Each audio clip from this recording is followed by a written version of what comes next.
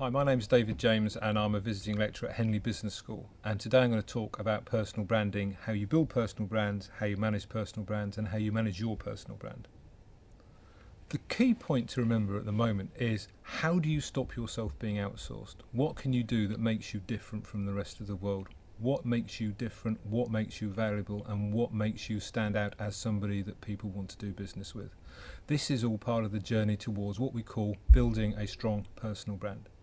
Personal branding is like the marketing of you, building yourself a marketing plan and developing a long-term view of your future and your success. I think that your personal brand is more valuable than your personal credit rating. Now, I know you take time managing your personal credit rating and you take care about your personal credit rating. I think you need to do the same with your personal brand too. Your personal brand is your reputation in the marketplace. Your reputation in the marketplace is what gives you value and makes you stand out. Without reputation, you stand for nothing. So managing your brand involves managing your reputation, and we need to look at this in some detail. I know and you know that you have something very special inside you. I know and you know that you are very good at what you do, and you have something very special that other people could profit from. What personal branding does is take what's special inside you, bring it out, communicate it to the marketplace, and take you to a better place where you really want to be. It is getting the truth told better. To do this, to get the truth told better, we take you through a 7-stage process. This 7-stage process is like building a marketing plan for your own business and for products. If you can do it for a business and you can do it for products, you can do it for yourself. It's hard, it's focused, it's self-centered, but in a very positive way, and it is a process of you, I suppose you could say, showing off, which is not a bad thing because it's your life and you have to live it to the best that you can. So let's look at the personal branding process. A personal brand and your personal brand is all about your passion. What is it that you're passionate about? What is it that turns you on? What is it that you do better than other people? Find your passion and we can start building the brand. Now, the process, as I said, is a 7-stage process. The first stage, stage 1, is about defining your path and writing your script. It is about how you build your brand from where you are today to where you want to be. Most people, when they start looking at their personal brand, are in a place where they don't want to be. I understand that because most of us want to be in a better place. So the first thing to start doing is looking at your current situation. We look at your strengths. We do not look at your weaknesses. We audit you as a person now, as we would in a traditional product. In the auditing process, we look at your strengths, we look at opportunities you face, and we look at threats you may come across, and we work out where you are today and how we can take you to the next stage. But if you don't have a longer term vision, you can't go anywhere. So the second stage is where we set yourself some timelines and some objectives.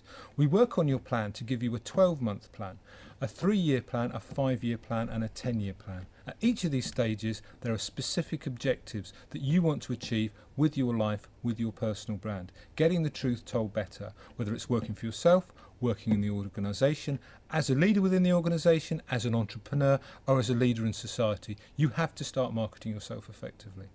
Stage 3 is looking at your brand DNA. At this stage, we start to do what we call the product concept on you.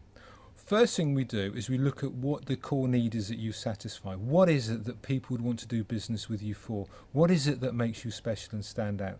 We look at the needs that you satisfy in other people. When they meet with you, what is it that turns them on? What is it that makes them want to talk to you again? We then start to look at what the basic requirements are for you to succeed as a personal brand, as yourself, in the industry environment you want to work in.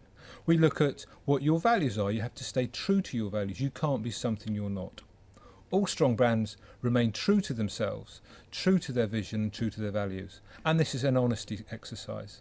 It's all about truth, and you know you can do this. We then start looking at what you do that's special. What is it when people deal with you that makes you a good experience? Why is it that you're interesting? And also, importantly, we look at your long-term vision, 10 years into the future, 5 years into the future, even next month. What is your big idea? What is your big idea that can help your industry or help the world you want to exist in? We come then to the next stage. Now, a lot of people who talk about personal branding talk about image management and what you wear and how you network. Now, personal branding is far deeper than this, and one of the key things that is often missed is segmentation. At this stage, we actually look at, okay, this is your offer, this is what you represent. Now, who are your target audiences? What segments are you going to address? Which people are you going to leave alone? Because this is an energy exchange. You do business with a personal brand with people, and that's a swapping of energy. So we spend time looking at the segments, looking at target audiences, and how to talk to them. Finally, in segmentation, we also explore the idea of force multipliers. Force multipliers are people in your segments, in your audiences, who buy into you, believe in you, are fans, are connected and engaged with your messages, and you use them to pass the messages on to other people. This gets us through segmentation and takes us to the next stage, which I call taking me to market or working the touch points. This is where we build your communication strategy. We start to look at how you use media for your target audiences. Where do they go for information? Wherever they go for information, how can I, with my personal brand, be there? Be it through a web page, a blog, writing for magazines, writing for journals, doing broadcasting, doing speeches, attending conferences, going onto LinkedIn, building a Facebook page, maybe a wiki entry. This is called the touchpoint exercise, and we look at your communication strategies.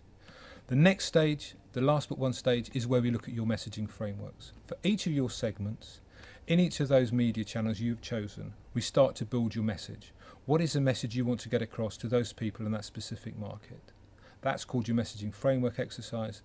And finally, with all this in place, we go back to your marketing plan and we build a clear timeline of objectives. It's planning, planning, planning, planning. It's brutal, it's focused, it takes you as a product, it moves you along to be more successful. And in the process, we start to look at how we manage you as a person and how you manage yourself.